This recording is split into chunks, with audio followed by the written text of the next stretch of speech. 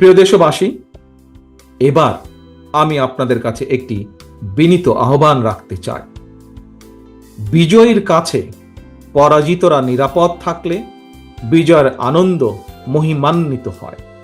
সুতরাং বিজয়ের এই আনন্দঘন সময়ে রাহুমুক্তির এই ঐতিহাসিক মুহূর্ত শান্তভাবে উদযাপন করুন। অনুগ্রহ করে কেউ প্রতিশোধ কিংবা প্রতিহিংসা পরায়ণ হবেন না। কেউ নিজের হাতে দয়া করে আইন তুলে নেবেন না। অর্জিত বিজয় যাতে লক্ষ্যচ্যুত না হয় সে ব্যাপারে জনগণকে সতর্ক দৃষ্টি রাখতে হবে। 52, 71 কিংবা 90 মতন ছাত্র জনতা আবারও একটি বিজয়ের ইতিহাস রচনা করেছে। প্রিয় দেশবাসী, আবারও আপনাদের সকলকে বিরচিত অভিনন্দন।